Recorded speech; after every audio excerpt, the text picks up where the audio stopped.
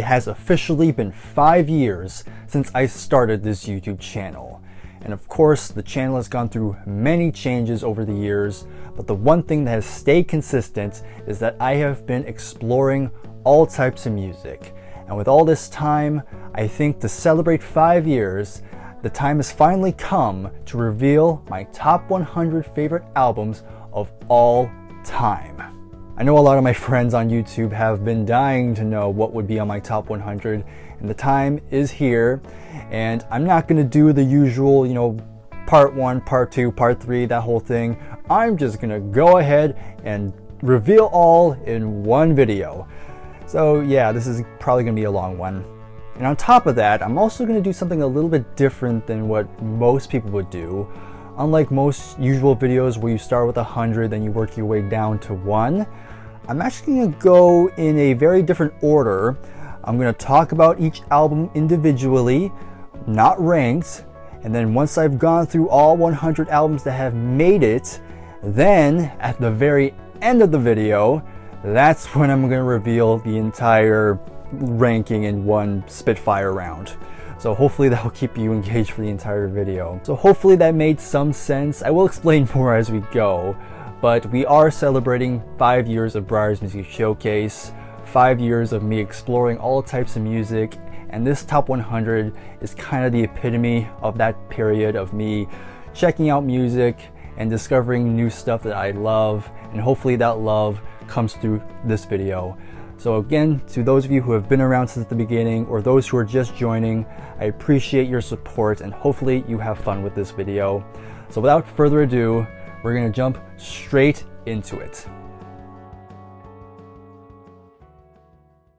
When you have power, come back from Hoover. It's a beautiful mover. So like I said before, I'm not going to go in the usual 100, 99, 98 sort of format.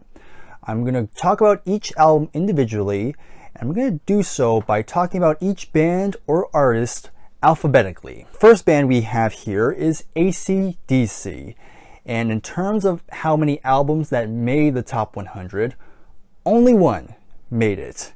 And it might be a cliche choice, but it's going to be Back in Black that has made it to the top 100. AC/DC is one of those bands where a lot of people love them, but there are still some people that kind of dismiss them.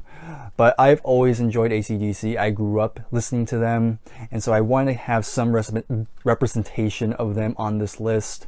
And Back in Black has always been my go-to. It's just an all-round great hard rock album. You have some classic songs like Hell's Bells, Shoot the Thrill, of course the title track, Give the Dog a Bone's a fun one too. You Shook Me All Night Long, another radio staple. Rock and Roll Ain't Noise Pollution. Even Let Me Put My Love Into You is a pretty good rock song. And it's just always been the AC/DC album. Like I said, I always go back to this one. And it's the first one, Brian Johnson on lead vocals after Bon Scott's passing. No, don't get me wrong, I love Bon Scott. He's great in his own right. Again, only one album appears in this top 100, but at least it's a good one in my books. There's the band. No, that's not the band. The band is performing later on. Who's on stage? And after that, we're going to move on to the band. And 2 albums from them have appeared on this list. And the first album I'm going to showcase is Music from Big Pink. Of course, their debut album from 1968. It's just great roots rock and Americana at its finest. All members, Levon Helm, Robbie Robertson, Rick Danko, the rest of the cast that are part of this band just absolutely play their instruments extremely well, and some great songwriting. Tears of Rage, The Weight, Chest Fever, I Shall Be Released, and the whole album just has this great tone, which I just really enjoyed.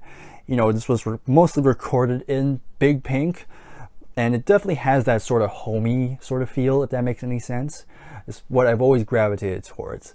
And yeah, had this in the top 100. But the other band album that did make it is their second album, and it's a good thing I actually have this on record. It's good that I have a lot of these albums on record now. But to me, yeah, this is a fantastic one. Another top to bottom great album. You have Across the Great Divide, Rag Mama Rag. Of course, The Night They Drove Old Dixie Down is fantastic. Up on Cripple Creek with that infectious groove. Whispering Pines. And then let me just quickly look at the track listing just to get a better view. Then you have The Unfaithful Servants, Rockin' Chair. What I'm also going to do with whenever there's a band or artist which have more than one album appearing, I'm going to quickly reveal which one's the favorite of the albums. And so based on these two, to me it's by far the second album. It's my favorite band album still. And yeah, of the two, it's the one I gravitate towards the most. Again, I love this one. It's in the top 100 as well. But out of the two, I always gravitate towards the self-titled album, or the Brown album, if that's what you want to call it. But there you go. That is the band. People all around the world in every nation. And now the Beach Boys make an appearance here, not only once, but 3 times. And those albums include, we have the Beach Boys Today, and then we also have Pet Sounds, of course, and then, might be a surprise, but to some people, maybe a very pleasant surprise, Sunflower from 1970. So talking about Today first, yeah, to me this is their first masterpiece album. Yeah, this is when Brian Wilson was really starting to kind of come into his own as a producer. And you have great songs like Do You Want to Dance, you know, Don't Hurt My Little Sister, When I Grow Up. Of course, you have Help Me Rhonda on here, Dance, Dance, Dance, and a great deep cut with I'm So Young, which, again, I think is a very underrated song. And, you know, even that little, like, kind of studio thing at the very end, it's not going to deter my love for this album. But, of course, that said, another album here would take what this album started and really elevate it to a whole other level. And I think you already know where I'm going with this. And, of course, we got to talk about Pet Sounds. I mean, one of the most important albums in pop music, and greatly so. Just the production is just so ahead of its time.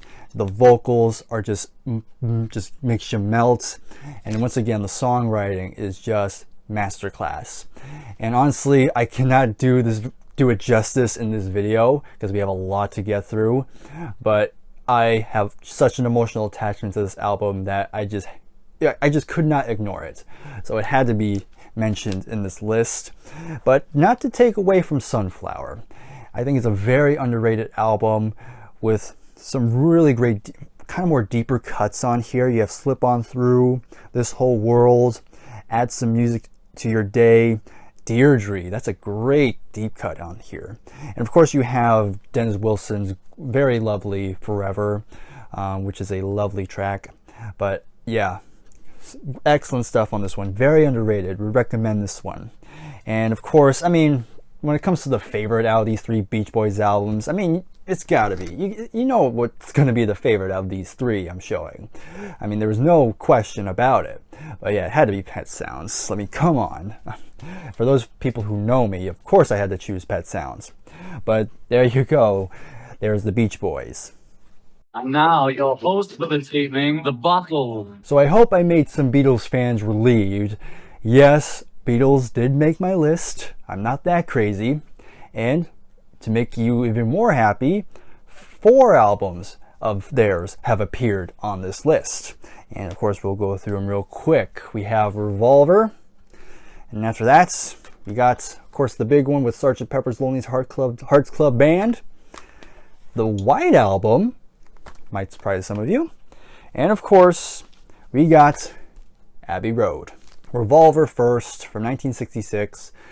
Yeah, I mean, it gets a lot of praise for great reasons. Of course, this is when they're really using the studio to their advantage. And you have such great compositions and great songs like Taxman, Eleanor Rigby, I'm Only Sleeping, Here, There, and Everywhere, Good Day Sunshine. And then you have some Indian influence creeping in here as well. And then you have the very experimental but very captivating Tomorrow Never Knows. And of course you got that excellent album artwork, course, the monster with Sgt. Pepper. I mean, another one of those albums where what has not been said about this one? Yeah, it's their psychedelic rock album and just absolutely brilliant. The title track, With a Little Help from My Friends, Lucy in the Sky with Diamonds, Getting Better, She's Leaving Home, Even When I'm 64, I really enjoy. And of course, you have the excellent closing song With a Day in Life, one of my favorite Beatles songs. Just had to have this here. And then the White Album. Even I was kind of surprised the White Album made it, because it is pretty much the band throwing everything at the wall, but it's somehow, for the most part, it all works out. Not always, but for the most part. But it's a double album. You have a ton of songs on here, but there are just so many good ones. You know, Back in USSR, Dear Prudence, Obla-Dee, Obla-Da, While My Guitar Gently Weeps, I'm So Tired, Martha My Dear, Birthday, you know, Helter Skelter, even Good Night I really enjoy. I mean, yeah, you have, you know, Revolution Number 9 and Wild Honey Pie, but for some reason those don't really deter the variety and scope of this album. Again, it's the Beatles still experimenting, and again, not all of it works, but you just have a fun time kind of wondering where they're going to go from there. But yeah, there's the White Album, and then we have Abbey Road, which another classic album of theirs. Of course, side one, you have a lot of the big hits like Come Together, Something, Dear, Oh Darling, even Octopus's Garden, and then you have other songs like, of course, you have I Want You, even Maxwell Silver Hammer I really enjoy. But then you have the big medley on side 2, plus Here Comes the Sun, don't want to forget that. And it's just a perfect, to me, it's the true end of the band. You know, you have Let It Be, but in terms of chronologically, in terms of when they recorded, I always still kind of consider this the true finale of the band, especially because you have the end at the end. But I think clearly, yeah, this is my favorite of the Beatles albums here on this list. So you'll see this one a lot higher than the others I've shown here. But yeah, Abbey Road, wonderful, love it. Hey, you're okay for a cat. Now, normally when it comes to solo artists, I usually go by the last name, but today I'll make an exception. I'll go by the first name, so deal with it. But any case, next up, we're talking about Billy Joel, and only one album made the list, and it is my favorite Billy Joel album, and it is The Stranger. To this day, it's my most played Billy Joel album. If I'm ever in the mood for Billy Joel, generally this is the album I usually go to. It's just a perfect album with some great, like, more poppy sort of songs, but there's still some moments where you really get to hear how great of a songwriter he is. You have Moving Out, the title track, and the title track I always have a kind of attachment to because I actually used like that piano intro in a one-act play I directed because I thought it fit the vibe. But then you have other wonderful songs like Just the Way You Are. Then you have the epic Scenes from Italian Restaurant with so many different passages and different sections. It's all wonderful. Vienna, Only the Good Die Young, She's Always a Woman. Even the last two songs, which seem to be ignored by a lot of people, with Get It Right the First Time and Everybody Has a Dream. I don't know why those songs always get forgotten about, but I always love those two songs as well. But just top to bottom, yeah, it's like I said, best Billy Joel album in my books. So glad to have this in the top 100 somewhere. I needed a star name, you know. They're really stupid, Dad. It was us that's in it. You fucking turned up. And now finally we get to talk about some heavy metal in this video. 3 albums have made the list, but the funny thing is each album has a different singer on them. So first up we have Volume 4, of course with Ozzy Osbourne on lead vocals. Then here is Heaven and Hell with Ronnie James Dio on lead vocals. And the third one, Headless Cross, Tony Martin on lead vocals. Funny how that works out. But in any case, we have Volume 4 up here. And in terms of the Ozzy period, rest in peace. Yeah, this is my favorite Ozzy album. Just excellent, heavy album with Wheels of Confusion, Tomorrow's Dream. And then you have the gorgeous piano ballad with Changes. I know there's a lot of heavy metal people that don't like that song because it's too soft. Bite me. Anyway, I love ballads. I'm a sucker for them if you don't know about it. Of course, you have FX, which, you know, it's there, but it doesn't deter the album. Supernaut, excellent guitar riff from Tony. Snowblind, Cornucopia. Let's see if I can pronounce this one. Laguna Sunrise, another really fun track with, and also Saint Vitus Dance, and then close off with the really great epic. Well, would you say it's an epic? Yeah, it's, you know, why not? It's an epic track in my books with Under the Sun. Fantastic closing song. But we have Heaven and Hell, and you have Ronnie on here. That's automatically going to make this a plus. Yeah, just another perfect album with the composition on here is great. It's heavy, definitely has that 80s sound, but it works with Black Sabbath. And songs like Neon Nights, Children of the Sea, Lady Evil, the title track, which is one of my favorite Sabbath songs, Die Young, Lonely is the Word. Yeah, just killer album. Even this album, Headless Cross, my favorite of the Tony Martin era. And I know some people are probably like, really, Tony Martin album in your top 100? Well, yeah. It's got Headless Cross, Devil and Daughter, and Death Calls, which has Brian May from Queen on here, foreshadowing. But love When Death Calls. Kill in the Spirit World is cool. Black Moon. Yeah, and you have, even though you don't have Ozzy, I mean, you have other different musicians. You have Cozy Powell on drums, which is cool. But really underrated album. And another album from there is I Play Frequently. Definitely pretty high in my books when it comes to Sabbath. So of the 3 Sabbath albums, my favorite, yeah, it's Heaven and Hell. This is, in fact, my favorite Sabbath album. And so you're going to see it above the other 2. But again, I love Sabbath. I love almost pretty much all the eras of the band. Even a lot of the singers I think were really good. They kind of fit the vibe they were going for. And of course, I did a whole video about Tony Martin. So make sure you check that out if you have not looked at it. It's pretty good. It's pretty good. I'm pretty proud of that one. I'll leave a link to that in the description. Well, you left out one rainbow song. I did? Yeah. My rainbow song. Oh, that one. Okay, so next up, we only have one album from this band, but a pretty well-known one. We have Parallel Lines from Blondie. So yeah, Blondie. Pretty well-known band. Of course, they had some pretty big singles back in the late 70s and early 80s. And yeah, I really enjoy this album a lot.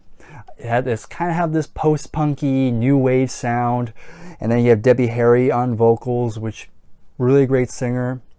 And so you have Hanging on the Telephone, then you have the classic song One Way or Another, then you have the other big hit with Heart of Glass, which is great. But everything else, again, I really enjoyed the production of this album. That's probably why I enjoy it so much. Again, it has a really cool vibe. It rocks out in spots, but really enjoy it has a very transitional sort of feel. You're going from the 70s, we're moving into the 80s now, and it just kind of comes together extremely well. So yeah, Parallel Lines from Blondie. Really, really cool album. I'm looking for a place to bathe my bird, buy my dog, collect my clip, sell me cigarettes, and commission my bath. That's right, Bob Dylan makes an appearance, and 3 albums of his have made the top 100. And those albums are going to be Highway 61 Revisited, Blonde on Blonde, and Blood on the Tracks.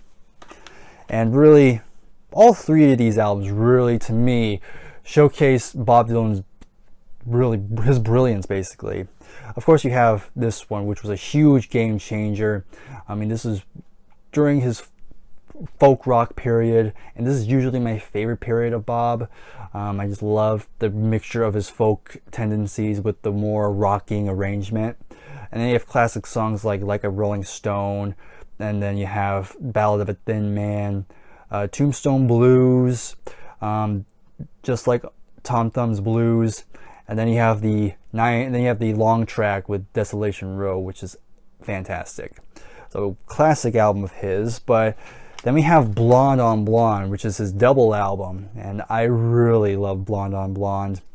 Again, you have tons of classic songs on here with Rainy Day Women, Pledging My Time, Visions of Johanna, I Want You, which is a great kind of more, I guess, more commercial sounding song to me.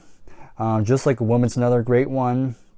Then you have another 11-minute song with Sad-Eyed Lady of the Lowlands, which is a lovely song. It's really great, and even vocally, not too bad from Bob, given he's not the greatest singer, but it works. It just works. So really enjoy that one. But this one has always been my favorite Bob Dylan album. We have Blood on the Tracks from 1975, and celebrated his 50th anniversary a while ago now. But yeah, Tangled Up in Blue, Simple Twist of Fate, Idiot Wind, Shelter from the Storm, the lead Rosemary and the Jack of Hearts. I mean, you know, it's kind of has a melancholic feel, but I always kind of like that sort of thing.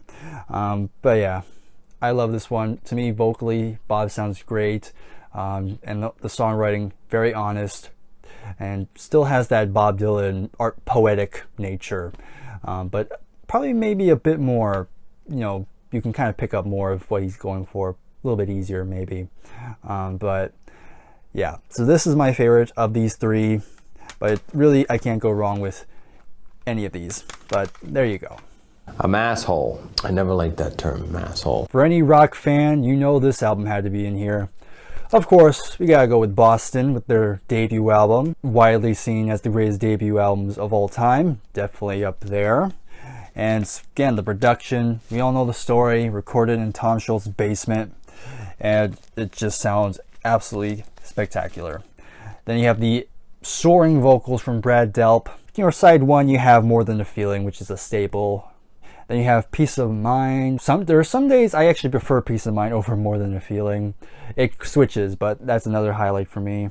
Then you have Foreplay / Long Time. Then Rock and Roll Band, Smokin', of course, another rock classic. Often seen as basically a Boston greatest hits. Like, if you truly want the best of Boston, then this is pretty much the album to go to. And of course you have that iconic guitar spaceship image on there, which is classic. Again, one of those albums where when you think 70s, this is what you usually think of first. But it had to be on here. It'd be kind of crazy to not have it in this top 100, knowing that how much of a rock fan I am. But lo and behold, it's here, so hopefully you can rest easy.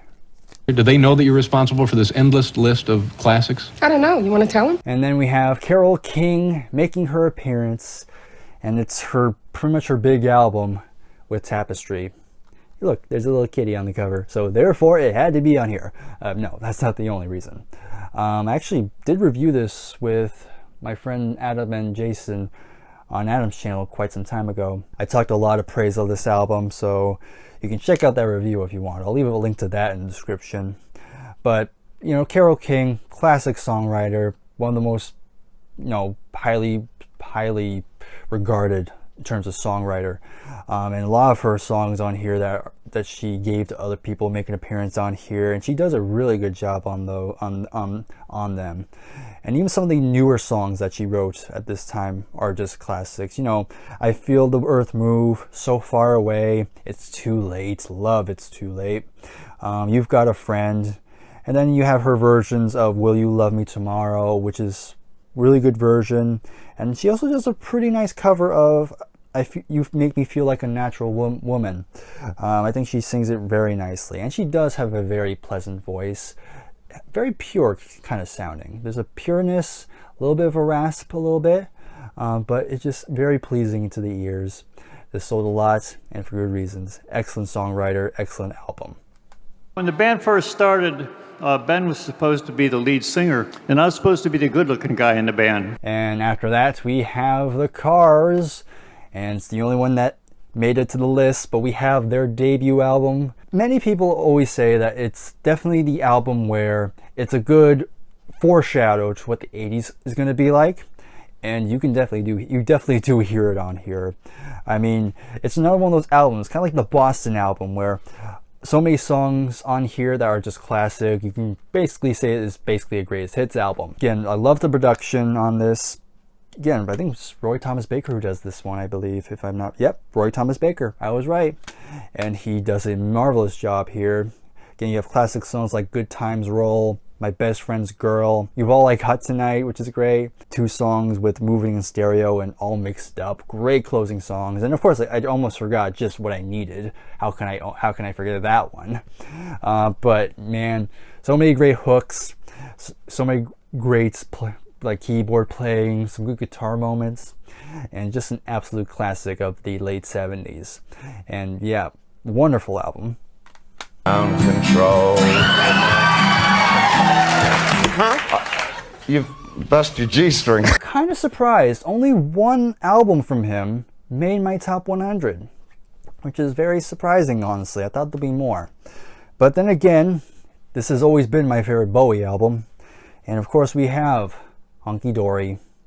Some people would say Ziggy Stardust, some would say Station to Station, and you know, even Low would be pretty high for some. Heck, I wouldn't be surprised if Let's Dance is pretty high for a lot of people. But over the years, I've always gone back to Hunky Dory. This has always been my go-to album from him. This is kind of his singer-songwriter phase. This is where he's mostly writing with piano instead of acoustic guitar than he normally does prior. But man, the songwriting from his first album to this, it's just leagues ahead. You have such classic songs like Changes, and of course you have my favorite Bowie song with Life on Mars. That will always be my favorite song from him. But some other great deep cuts on here, like, you know, like Kooks, Quicksand. Love the lyrics to Quicksand, by the way.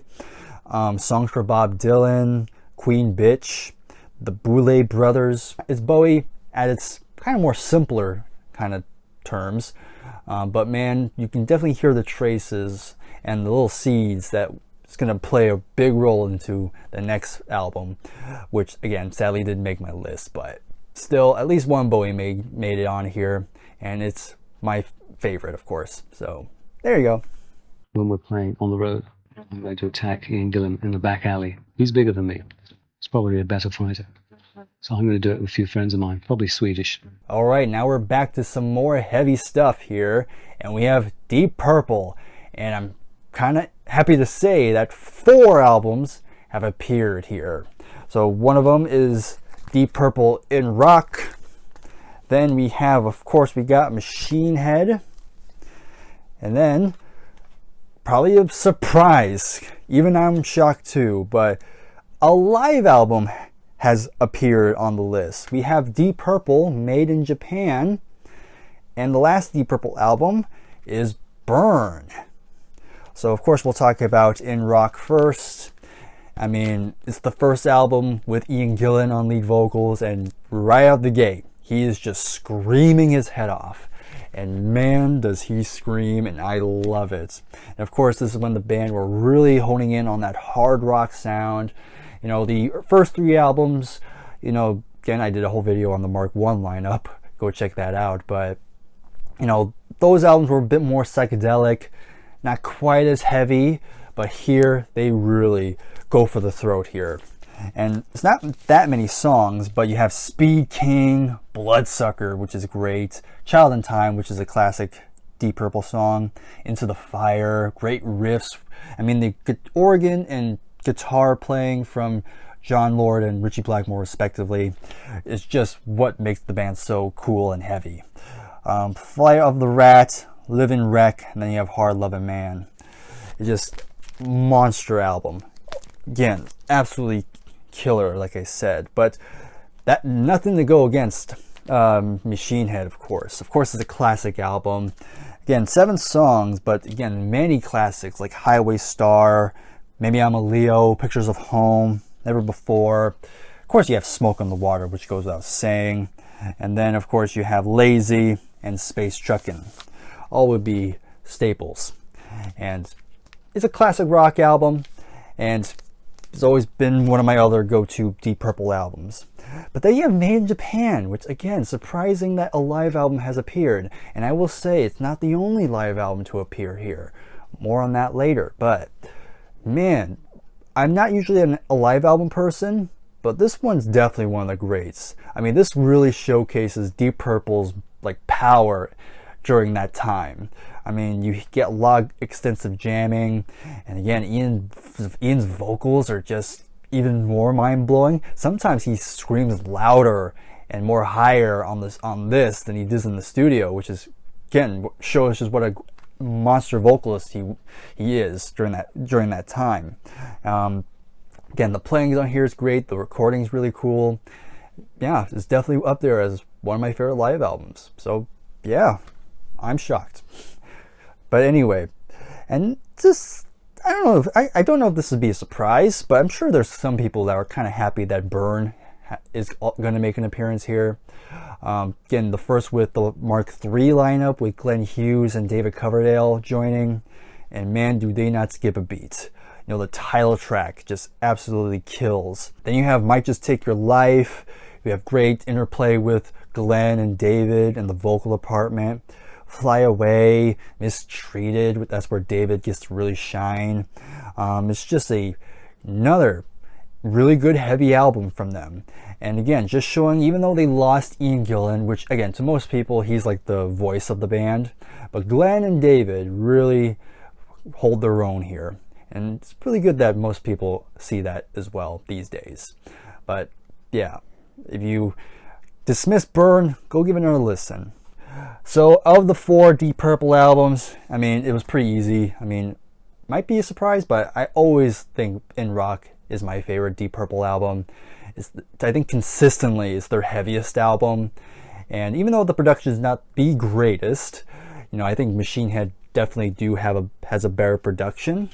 But I just kind of like the more darker, kind of more menacing sound of In Rock, to me at least.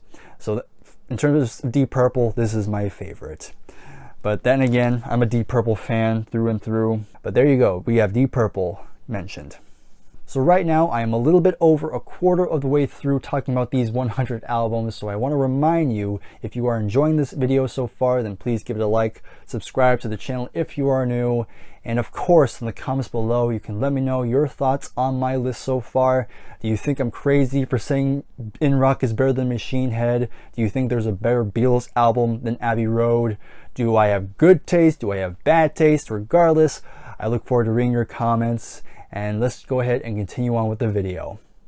If the press don't like us, then fuck them. Still kind of keeping with the kind of more hard rock side of things, we have Def Leppard, and we have only one album from them appearing here. We have my favorite, Pyromania. To me, this is the perfect blend of the kind of more hard rocking sound of their first 2 albums, while still having that very commercial friendly aspect of them that they would really go into overdrive with Hysteria. By the way, I still really love Hysteria, but I've always have a more affinity for this one for all the reasons I've said. I mean, you have Rock Till You Drop, and then you have the big hit on here with Photograph, which is great. Stage Fright, that's a great deep cut. Then you have Too Late for Love, Die Hard the Hunter, Rock of Ages is great, Foolin's good, and I really enjoyed the last song, Billy's Got a Gun. Yeah, it's a great album from the 80s. And yeah, if you want to get into Def Leppard, I'd say start with this one, honestly. Again, Hysteria is great, but Pyromania, this is the one I usually go for. So there you go, Def Leppard. He was a musical force in the 70s and 80s. Please welcome Ronnie James Dio. I talked about Dio before in Sabbath, but how about Dio by himself? And of course we got Holy Diver. This is the first album with his solo band. And man, what a great start. I mean, it's Ronnie James Dio. Of course it's gonna be awesome. But again, you have classic songs like the title track, and even Rainbow in the Dark, which is a pretty played song. But then you have Stand Up and Shout, Gypsy, Caught in the Middle, which is great, Don't Talk to Strangers, and Straight Through the Heart. Yeah, what a great album. Again, great guitar playing from Vivian Campbell, who would later join Def Leppard later on in the 90s, which is kind of interesting since we just talked about them a second ago. But yeah, if you want to get into more Dio, then yeah, check out this album.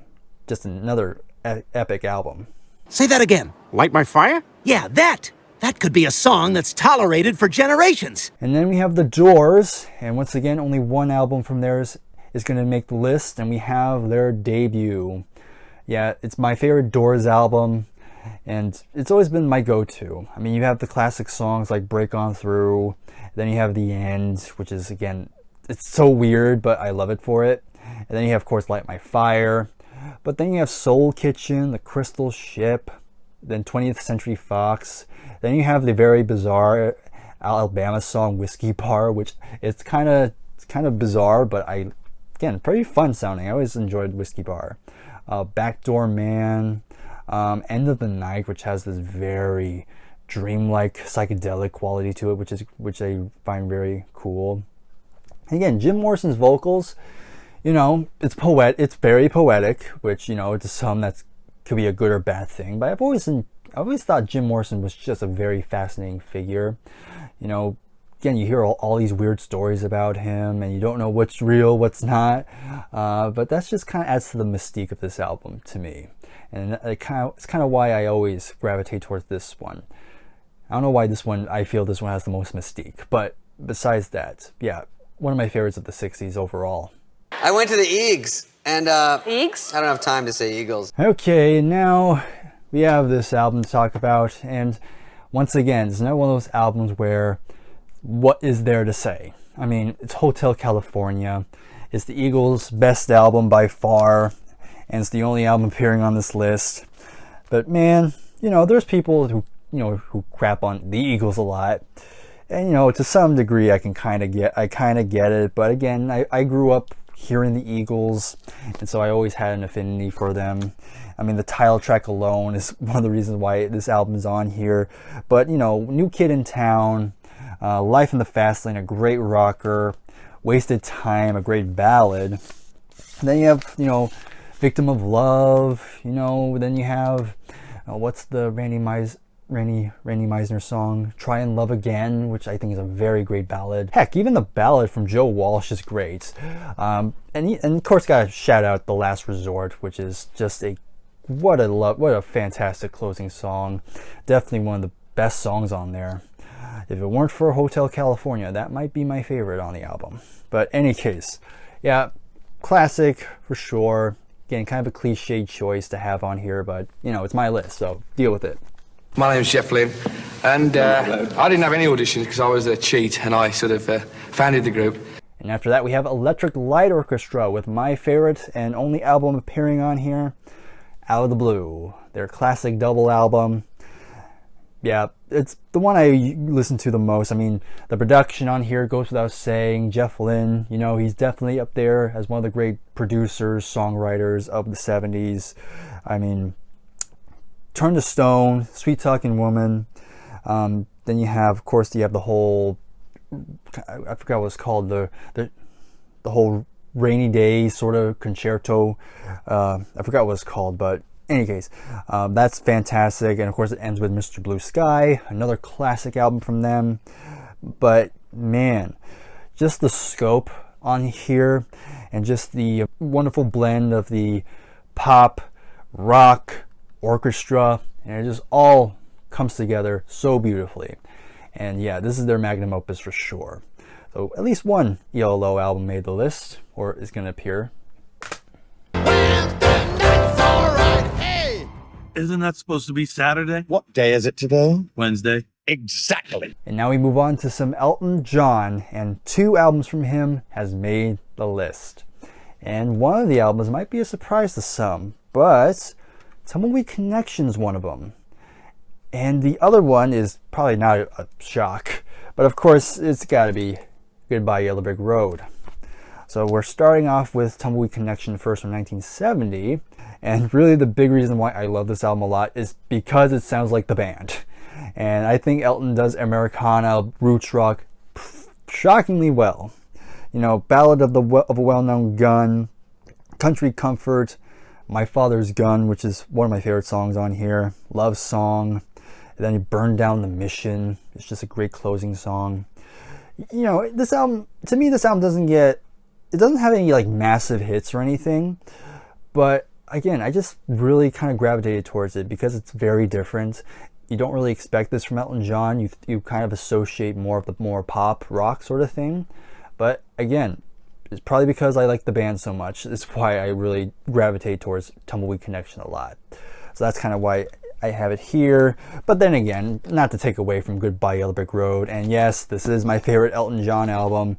Another cliche choice, but man, it's a double album, but yet so many fantastic songs. There's really no song I don't like on here. You know, Jamaica Jerk Off, that's probably my least favorite, but you know, it's not the worst thing I've heard in my life, but it is the weakest song, I will admit. But man, so many classic songs. You know, you have the epic opening song with Funeral for a Friend, which goes to Love Lies Bleeding. And then you have, you know, Candle in the Wind. Then you have Saturday Night's All Right for Fighting on here too. And some other great deep cuts on here, like, you know, let me just see the track listing. You know, Ballad of Danny Bailey, you know, Sweet Painted Lady. Then you have my favorite deep cut from Elton John, which is All the Girls Love Alice. But of course, you have other classic songs like Benny and the Jets, the title track, of course. Got to mention those on here. But man, it just sums up Elton John. This is him at his peak, in my opinion, and had to be on this list. So there you go. That's my favorite of Elton John. And now we can keep moving. Chickens are here to stay real time.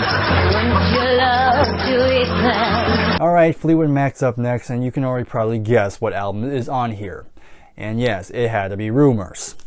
I don't even know if I should spend any more time here because we all know Rumors. We all know the songs. It's another album where any song could be a hit. I mean, we all know the drama which went on behind it, which he seems to elevate the music even more, and produced extremely well, sold a lot for good reason. So it's the only Fleetwood Mac album in this list, and so there you go. That's all you have to say. And of course, you also got to point out it has one of the ballsiest album covers I've ever seen. I wanna know what day it is. And now we have some Foreigner with my favorite Foreigner album with Foreigner 4, or just 4. Yeah, I really enjoy Foreigner a lot, but this is my favorite of their albums to me. Yeah, it's just a great rock album. You know, it's still in the early 80s, but you have, again, some great singles on here. You know, we have Jukebox Hero, then you have Waiting for a Girl Like You. Then let me just see again the track listing here. Yeah, you have Urgence, of course, but some other great songs like Nightlife, Luann, Girl on the Moon is great. Yeah, Foreigner 4. Yeah, it's their 4th album, and it's always been my favorite of the band. So there we go. Only one album from them here, but still a good one. All the cops are over here like, damn, Gary, that's Gary, that was a good shot. I mean, why, Gary? Okay, I'm not sure if this next artist would make a ton of top 100s, but I remember when I first heard this album, it blew me away. And of course, we have Gary Moore with this album, Corridors of Power. This came out in 1982, I believe. And as I said, when I first heard it, I was blown away. The guitar playing is just absolutely killer. And you know, Gary, not my favorite vocalist, I will say, but man, does it somehow work for what he's going for. And again, just the riffs on here, it's very bluesy based, but man, the songs just absolutely rip. And there's some really good, memorable melodies on here, some great soloing, and 9 songs, but man, I enjoy every song. There's no weak point of this one. Even the kind of ballady type of song, Falling in Love with You, I really think is a fantastic track. So if you've not checked out any Gary Moore, then I would recommend you check out this one. Definitely must listen if you're into kind of early 80s hard rock heavy metal. And though she will fuck up your life, you want her just the same. Well, you knew Genesis had to appear, and I'm happy to say 3 albums of theirs have made my list. And those 3 albums are Foxtrot, and then we have The Lamb Lies Down on Broadway, and then we have A Trick of the Tail. So pretty much all the prog albums, which the prog snobs, you're probably celebrating right now. But in any case, of course, you know, Foxtrot, I've said this many times before. If you remember my ranking video way back in the day, early on, this made my number 1, and to this day, it's still my number 1. It's still my favorite Genesis album. When it comes to their prog era, this is their masterpiece in my books. I mean, Watcher of the Sky, Get 'Em Up by Friday. I sounded weird there. Timetable, Can Utility of the Coastliners. Then you even have Horizons, and then you have the 23-minute epic, which is Supper's Ready. And I love the album cover. Again, one of my favorite album covers of all time. And so it goes without saying that it had to be number 1. But of course, I'm actually surprised The Lamb made it, because this is one of those albums where it took me a long time to appreciate the entire thing. And I'm happy to say I now adore this album. It's one of my favorite Genesis albums now.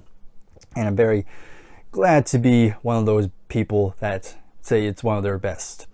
Again, you have the very convoluted story, but the playing on here is great, and it's just the absolute fantastic way for Peter to go out with for the band. So wonderful, but of course, the next album shows they could very much carry on without Peter. And then you have Phil Collins on lead vocals, and yeah, I love A Trick of the Tail, man. You know, Dance on the Volcano, Entangled, I love. Squonk, Robbery, Assault and Battery, with some of my favorite Phil Collins drumming ever. And then you have Ripples, which is just gorgeous. I love Ripples. Then you have The Trick of the Tail, and then you have Phil showing his jazz fusion with Los Endos. But yeah, another one of my go-to Genesis albums. But there you go. Of course, my favorite, like I said, is Foxtrot of the 3. But again, I love Genesis, so they had to be here somewhere. Sign me breast! Sign me breast! And now we return to some more heavy metal. And here's a band I feel like I don't talk about too much these days, but my love for them has never diminished. This is one of the bands that got me into heavier music, and that is Iron Maiden. And we have 2 albums to show. Of course, we have Power Slave, and then we have Seventh Son of the Seventh Son. So Power Slave, man, what an epic album this is. You know, starts out with Aces High, just what a killer opening song, just this high energy, you know, it's talking about wartime planes, and it definitely has that feeling of you're flying in this jet and you're trying to avoid being shot down. Just the very frantic nature of it was so cool. 2 Minutes to Midnight, another great follow-up song. Then you have Lost First Words, hopefully I said that right, which is pretty cool. Flash of the Blade, The Duelist, the title track I love. And then you have the very long epic track, which is Rime of the Ancient Mariner, based on the poem of the same name. And man, what a epic that is.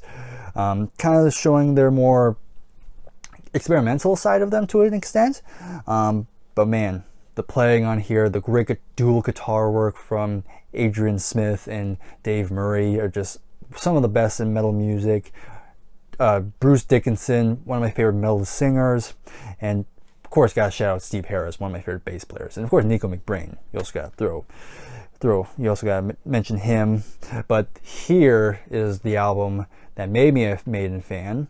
Of course, you have the Seventh Son of the Seventh Son, which is a concept album dealing the whole concept of the whole Seventh Son of the Seventh Son kind of mythology or something like that. And yeah, you have Moonchild, Can I Play with Madness, The Evil That Men Do, the title track, The Prophecy. But yeah, just, you know, they're incorporating a little bit of keyboards on here, but I think the keyboards kind of work very well. And again, it just adds to the whole epicness of it. So of these 2 Maiden albums, my favorite is actually going to go to Power Slave. Even though this made me a Maiden fan, to me this is their magnum opus. You know, you have a lot of their live staples, but you also have some great title tracks. And again, that album artwork is just epic with the whole Egyptian theme. But yeah, Maiden had to be mentioned here, so good thing to have kind of got their mentioned here. Jesus, I am overjoyed to meet you face to face. And of course, we got Jesus Christ Superstar, the original album from 1970. Of course, this was kind of the breakout kind of album for Tim Rice and Andrew Lloyd Webber. And man, I loved it the first time I heard it. And again, it's the original album, and so you have the original cast, if you will. Of course, you have Murray Head as Judas. And then, of course, you got to mention, you have Ian Gillan as Jesus himself. And man, to me, this has some of Ian Gillan's best vocals on an album. And man, he really set the bar to what, you know, further performances would go. I mean, his screams are just absolutely piercing, and just an interesting take on the whole, you know, Last Supper, the whole Jesus execution sort of thing.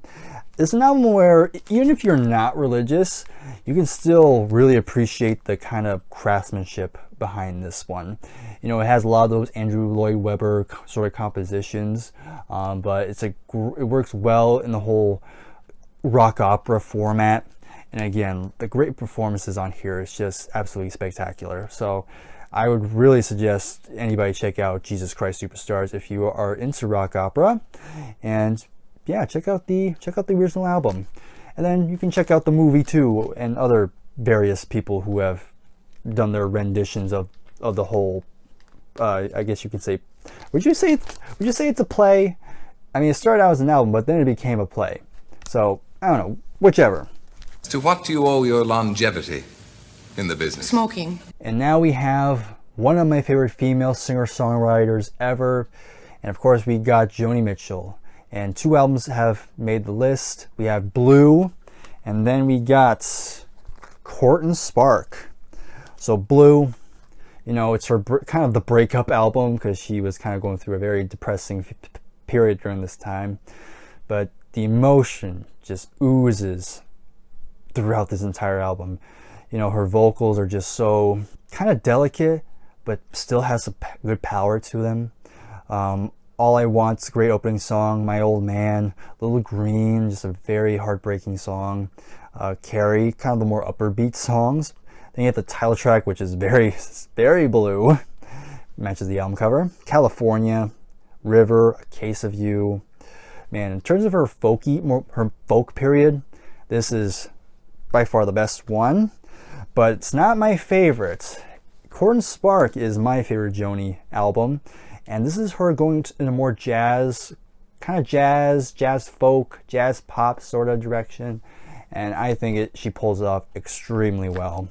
You know, the compositions are great, and again, her vocals were just really good. You can tell her vocals are starting to lower a bit, but still matches really good. Of course, you have the title track, Help Me, which is my favorite song on here. People's Parties, Same Situation. And then, let's see, Car on the Hill, Just Like This Train, Raised on Robbery. There's 2 Joni albums, but this one is my favorite of the 2. So, wonderful album. So, I'd say if you want to check out Joni Mitchell, check out these 2. These are good starters, I'd say. And now we can keep moving. I think this is Barry Manilow. This isn't Barry Manilow. He's blonde-haired like me. And Journey's going to make an appearance somewhere in the final list. We have Escape. And yep, it's my favorite Journey album. Man, I know people tend to crap on Journey because some people don't like that AOR sort of rock style, but yeah, what do they know? I love Journey. Always adored them. I mean, Steve Perry, just one of the great voices in rock in my opinion. And Neil Schon, really an underrated guitar player. I feel like he doesn't get talked about enough. Even this type of music, he rips a lot throughout this album. You know, you still have the more popular songs like Don't Stop Believin', which I still love that song to this day. Stone in Love with a great guitar riff. Who's Crying Now? Then you have, of course, you have Keep On Running. Again, really good rocking song. Then you have Still They Ride. What a lovely song. Again, another great performance from Steve Perry. The title track, Lay It Down. Mother Father, wow. And then it closes out with the gorgeous power ballad with Open Arms. So yeah, Journey, love them to death. I don't care what people say. They're going to be in my top 100. I believe in pure sex. And then we have Joy Division. And they only released 2 albums. And I'm happy to say they both are going to be in my top 100. So of course those 2 albums being, of course, their debut, Unknown Pleasures, and then the follow-up, Closer. So Joy Division, you know, post-punk, gothic rock, whatever you want to put them in. To me, they always have that sort of darkness, but there's still a little bit of beauty in that. And it really comes down to the very kind of groundbreaking production on here is like very unique. You know, they wanted to go for a punk direction, but the producer Martin Hannett just came in and did something completely different, and it kind of really made it such a fascinating album to this day. Of course, you have the iconic album cover where you see so many people wear shirts with it. It's just one of those albums where, you know, there are people who probably won't get it because, you know, it's kind of dark, and you know, and also the production might be off-putting, and maybe people aren't going to be into Ian Curtis's vocals. But for me, Joy Division as a whole got me through a dark time, and so I always have this very strong attachment to them. And so, you know, I've said this before, this is my favorite Joy Division album, but that is not to take away anything from Closer. You know, probably the most experimental album of the 2, so another case where you'll definitely not get it the first time you hear it, but as you give it more chances, as you give it more listens, you kind of realize what a marvelous album this is. Again, it's very depressing, much more depressing than Unknown Pleasures, but man, the songwriting is just so different, and just the bass playing from Peter Hook is just some of my favorite bass playing ever. It's simple but effective, and again, just the production is just what makes it so special. So again, you can't go wrong with these 2, but of the 2, like I said, it's going to be Unknown Pleasures. But again, love Joy Division, love them to death. One of my favorites of the 70s in my book, in my opinion. Rob Halford of Judas Priest, boy. He come out with his leather pants on and just scream. And now we move on to Judas Priest, another one of my favorite metal bands of all time. And 2 of their albums are going to be in my top 100. Those 2 being Stay in Class, and then of course we got Screaming for Vengeance. So Stay in Class is still kind of part of their, I guess, early period. But man, what a great heavy album for the late 70s. 1978 it was recorded, and you have such great opening song with Exciter, which again, Rob Halford, another one of those great screamers. Just how he shrieks is just absolutely badass.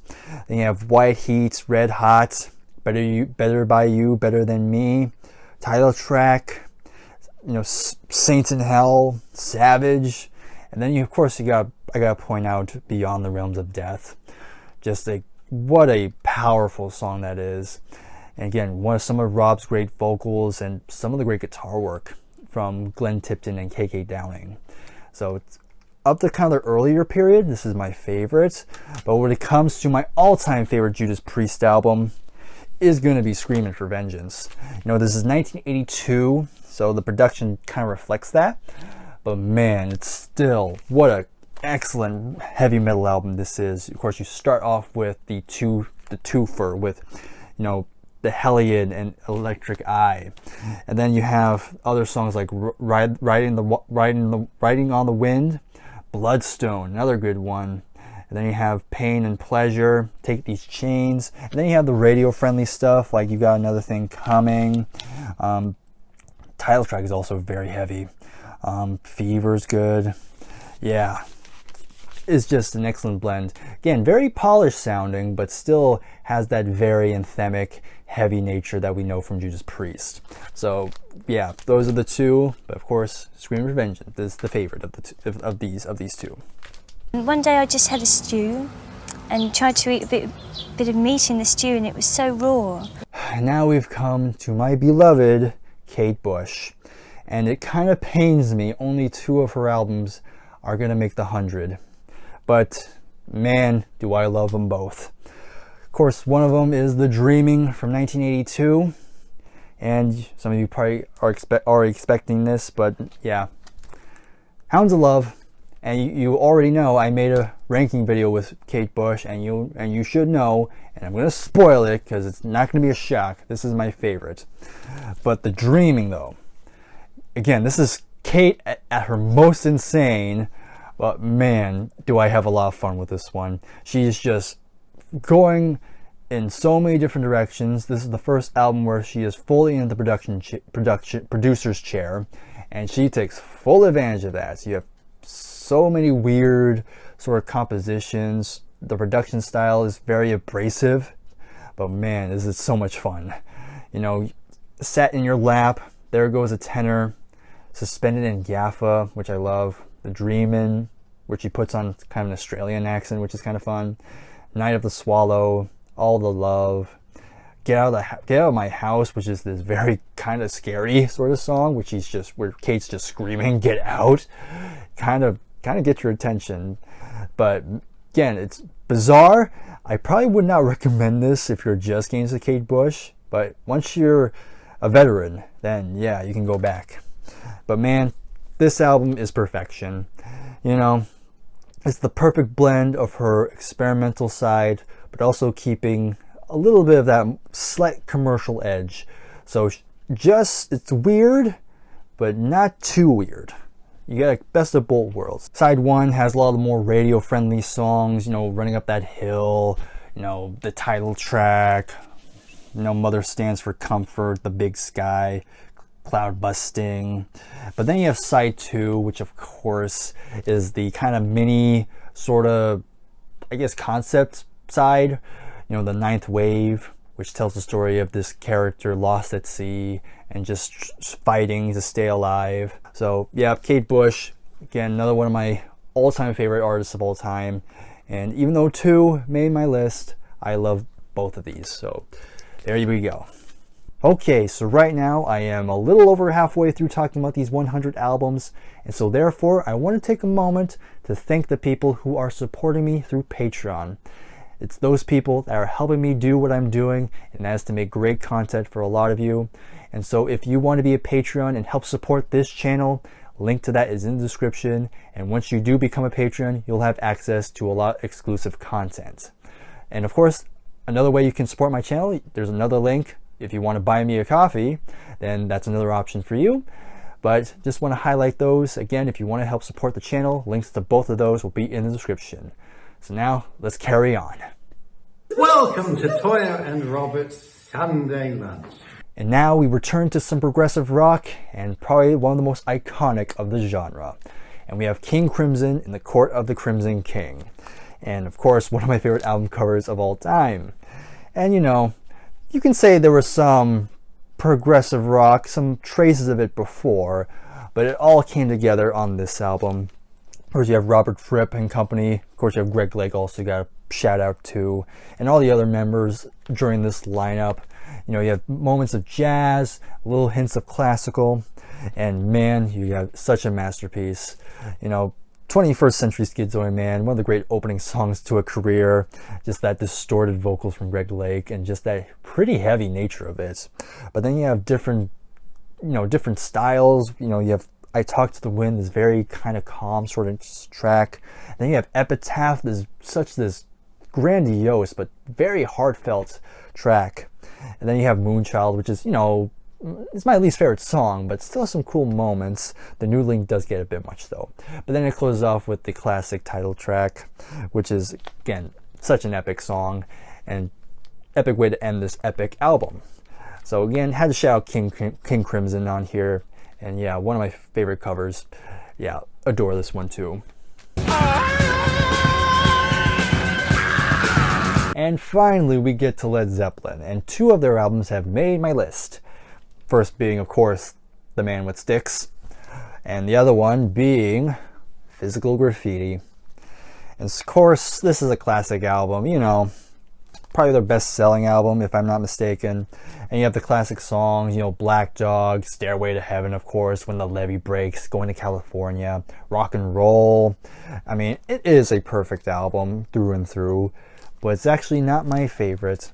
Of these 2, it's Physical Graffiti, because to me, this album has everything that made the band special. You got the heavy riffs, but then you still got some more experimental moments, and it's all together. And you even got a little bit of their folky parts too, and it's just absolutely spectacular. You know, the Rover, Custard Pie, you know, Cashmere, you know, In the Evening. But yeah, there's just so much about this album that's just epic, and pretty cool packaging too. They even replicate this on the CD that I have here, which is nice.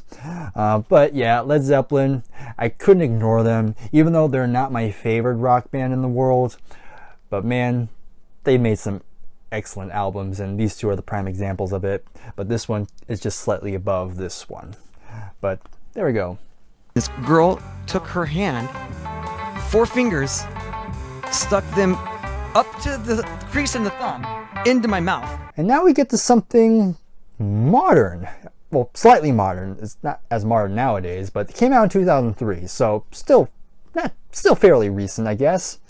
I mean, compared to everything else at least. But Linkin Park, Meteora. Yep, it's the only one that made the list from them, and it's been my favorite for a long time. Again, it's another one of those albums where there's an emotional attachment. You know, Don't Stay, Somewhere I Belong, I love that song.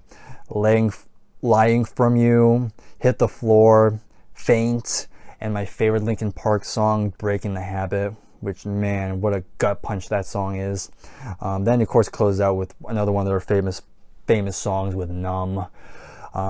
Yeah, it's new metal, but man, I really enjoy it. Rest in peace to Chester Bennington, of course. I mean, his vocals are just the big thing here. And even Mike Shinoda, again, some great sort of hip-hop influence on here. And yeah, it's my favorite Linkin Park album. Definitely had to highlight them, because again, I've always had that sort of soft spot for Linkin Park. And it's good to know that they're still going, and we'll see what else comes from the current lineup. But to me, when it comes to Linkin Park, this will always be number 1. Are you a transvestite or a homosexual? Sometimes. Which one? I don't know. What's the difference? All right, Lou Reed makes an appearance. Of course, we gotta go with Transformer. Man, I've always loved this album. Again, Lou Reed, he's definitely not, not the greatest singer in the world, but I don't think he was ever trying to. That was never his affinity. I think he was definitely more of a lyrics person. And Lou Reed to me represents a lot of the weirdos, a lot of those outsiders, and he's talking about things that you would normally not see in mainstream, but he somehow was able to pull through with this one. Of course, produced by David Bowie and Mick Ronson. And man, songs like Vicious, Andy's Chest, Perfect Day, man. To people who don't like Lou Reed and they don't like Perfect Day, I'm like, come on, you gotta admit Perfect Day is a good song. Hanging Round, another good kind of rocking sort of song. Then you have the big hit with Walk on the Wild Side. Good bass playing on that one. Makeup, Satellite of Love, where you have David Bowie doing some backing vocals. I'm So Free. Yeah, pretty cool cover too. But man, I've always had this affinity for the album because I always have some kind of, I kind of relate to it to an extent. Again, just Lou Reed talking about things most people wouldn't touch, and so I respect it for it. But there you go. On a winter's day. On a winter's day. And now the Mamas and the Papas make an appearance with their debut album, If You Can Believe Your Eyes and Ears. To me, one of the great pop albums of the 1960s. Again, their vocal harmonies are just legendary. again, you have songs like Monday, Monday. Then you have Straight Shooter, Got a Feeling. Then you have I Call Your Name, which is kind of a cool like Beatles cover. Do You Want to Dance? Like, I really love their rendition of Do You Want to Dance, where they make it this kind of more slow dance sort of thing. Love it. And Denny Doherty sings it beautifully. Go Where You Want to Go, kind of a big hit on here. But then, of course, you have other classics, like, of course, you have California Dreaming, which is one of my favorite songs of the 60s. Spanish Harlem's great. Even the last few songs where you can say they're kind of the weakest songs, I still enjoy it. And again, you still got some good pop hooks throughout this album. But yeah, always nice to shout out the Mamas and the Papas. Always liked their sound. And Japan. Now I know what you're thinking. Bryer, where's the Japanese music? How come you haven't talked about that yet? Well, fret not. Here we are. Of course, we gotta talk about Mariya Takeuchi, one of the big Japanese singers I always bring up every so often, and 2 of her albums have made my top 100. And first one that is being shown here, her second album, University Street, and goes out saying, of course, Variety from 1984 is here. And we'll talk about this in a sec, but I don't talk about this one too often, but University Street, like I said, it's her second album, and it sort of has a concept. Of course, this was written and I think recorded when she was just getting out of university, and so it's clearly in her mind. But yeah, I really dig this one. It has those kind of pop hooks on here, but it has a very late 70s feel. But yeah, I think she sings very well. I always think she's a really good singer. Again, a lot of the songs are in Japanese, so I can't really tell you the titles, but mark my words, there's some good pop music on this album. Good catchy numbers. There's a couple covers too, like there's a Carla Bonoff track on here, which is kind of interesting, and there's a couple songs she does sing in English, which I think are pretty cool, and some good ballads here. Yeah, I think it's a very strong album. But if you know me, you know this channel, you know I adore this album. You can tell because I own it on record. Yeah, to me it's a perfect pop album. This is kind of her comeback after being kind of on hiatus for a couple of years, but she came back really strong on here. And it's funny because I hear some people who talk about Mariya Takeuchi, I always hear that, you know, it has Plastic Love. They love Plastic Love, but they always say the rest of the album doesn't compare, and I think that is BS. I think every song on here is just magnificent, just perfectly well crafted, well produced. Like, it's one of the best sounding albums I've ever heard. And just the songwriting, of course she writes all the songs on here, and yeah, some great ballads, some great instrumentation, I meant to say. It's just absolutely one of the great pop albums you never heard of. And so yeah, if you're gonna get into Mariya Takeuchi, I would recommend this one because you do get a lot of variety. Enough said. Mic drop. My son looks like 4.5 pounds of ground chuck. Well, Meatloaf makes an appearance, and you can probably already guess the album that I chose. I mean, what else could it be? But any case, but Bad to Hell.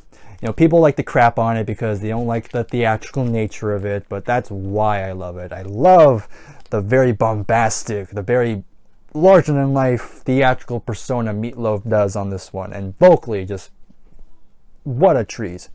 I mean, not many songs on here because some of the songs are pretty long, but man, do they leave a punch. Like, the title track is just so good. And You Took the Words Right Out of My Mouth. Good catchy number. Heaven Can Wait. Good ballad. All Revved Up with No Place to Go. Another good rocker. 2 out of 3 Ain't Bad. Then you have the classic song Paradise by the Dashboard Light, which is very fun. And then it closes out with again, another fantastic ballad for Crying Out Loud. Yeah, you know, again, it's Bad to Hell by Meatloaf. I mean, I talked about this album quite a bit. I talk about how much I enjoy this album, how much I love it, to say the least. And it's an album I still play very frequently. And, you know, the last few seconds of the title track just always just sends chills. So yeah, had to be in this list. Yeah, I saved all my allowance from mommy to go buy a laser so I could shine it at Dave. I bet you're probably still a virgin, aren't you, Peckeroid? And now we return to the heavy side with thrash metal. Megadeth. Rest in peace. Thrash metal at its finest in my books. You know, Dave Mustaine probably doesn't have the greatest voice in the world, but man, does it fit this sound to me. I mean, you have Holy Wars, then you have Hangar 18, Take No Prisoner, Five Magics, Tornado of Souls. I mean, the guitar playing is just face melting. You know, Dave Mustaine, then you have Marty Feldman. Just what a great duo they were, and fantastic drumming, and the bass is great too. Yeah, not much else to say, but man, what a awesome metal album. Had to be here. Eddie, you okay? You okay? You okay? And well, now we go to the more poppy side, and we have the best-selling album of all time. Of course, we're talking about Thriller. It's the only Michael Jackson album that made my list, but you know, to some, maybe it's talked too much, but I gotta admit, it is a good pop album. I mean, you want to be starting something, just this fun, just upbeat track, which goes into Baby Be Mine, just this cool groove with that one. And then you have classic songs like Thriller, Beat It, which is my favorite song on here, Billie Jean, another classic, Human Nature, man, I love Human Nature, PYT, I mean, man, what a catchy song.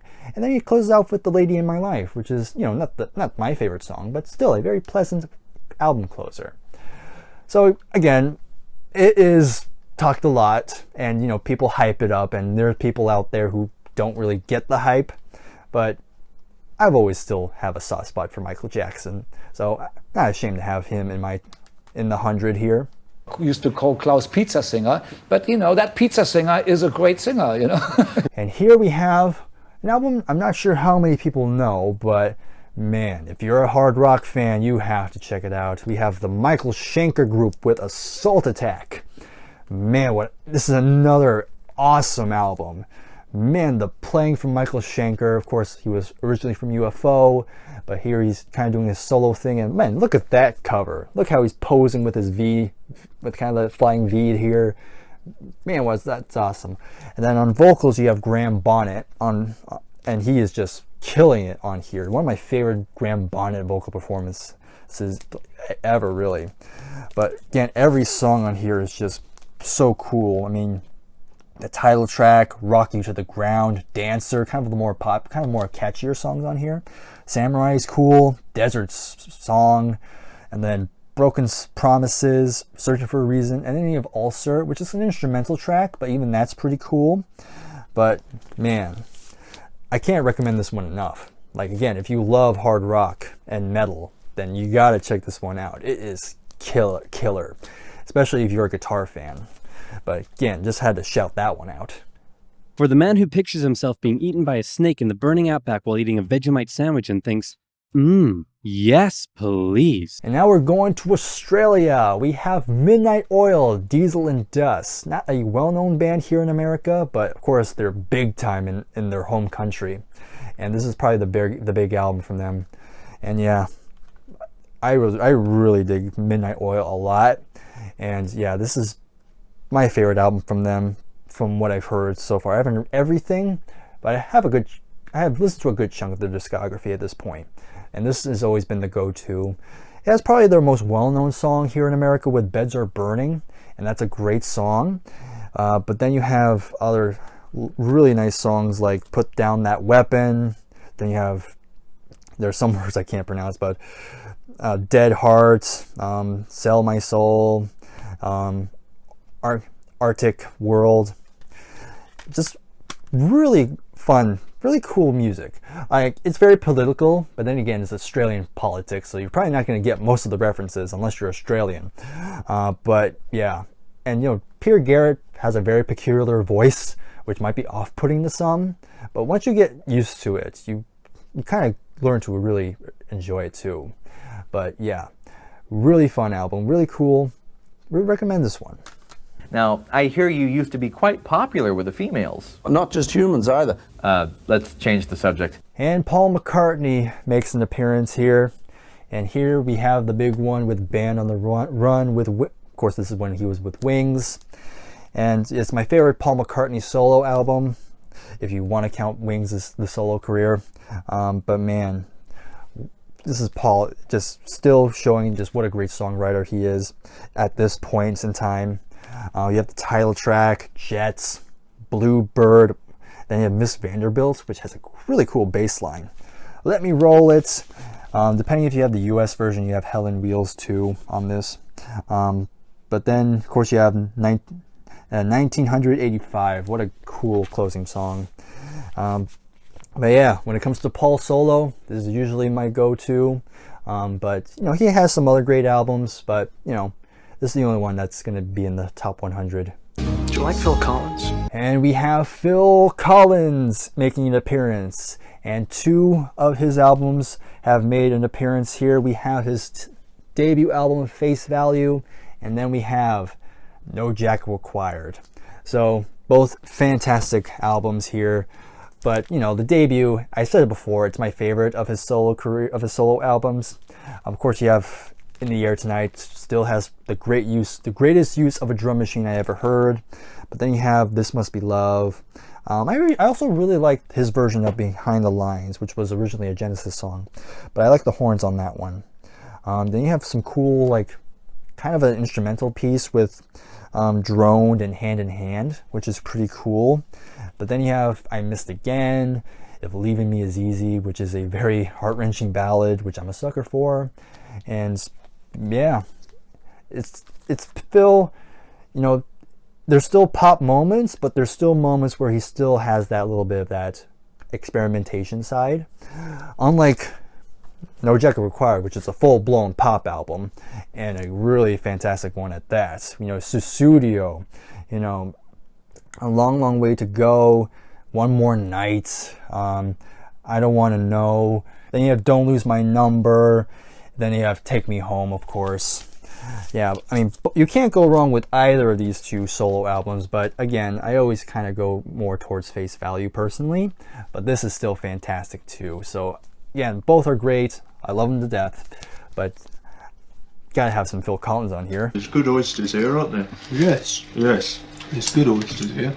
Okay, Pink Floyd had to make an appearance at some point, and here they are, and 3 albums of theirs have made the 100.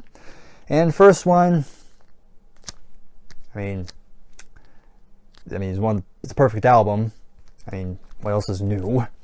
But actually, not my favorite Pink Floyd album, honestly. Same thing can be said about Wish You Were Here, another one making the list. And great follow-up, really emotional one. And again, not my favorite. My favorite Pink Floyd album is The Wall. Yeah, The Wall has always been my favorite Pink Floyd album. Like I said with a few other albums, again, the emotional attachment, this kind of signified or kind of was a perfect representation of some of my low points, especially during school. Just the idea of building this wall around yourself, separating yourself from society and people.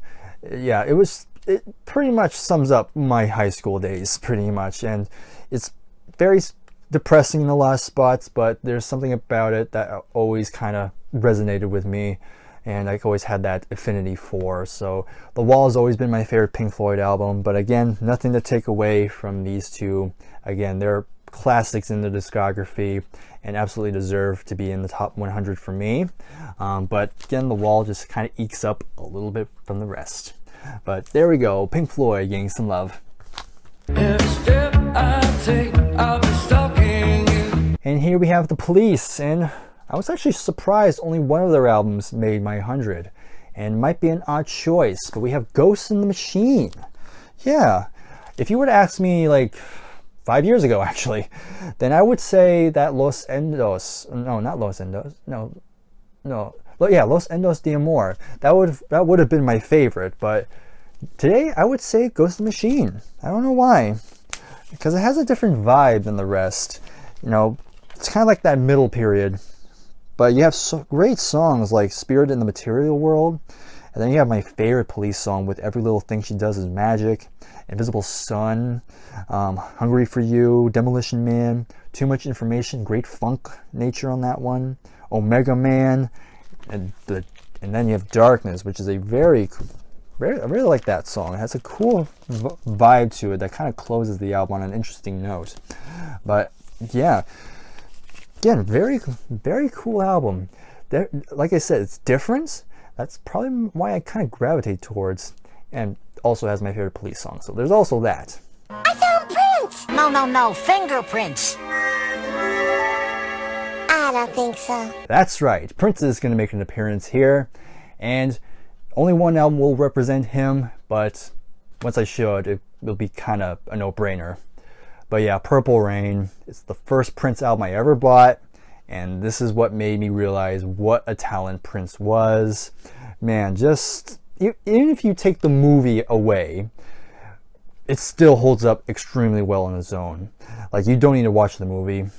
Like, it's such great music, you know, Let's Go Crazy, great fun opening song. Take Me With You, again, another good kind of upbeat, kind of poppy sort of number.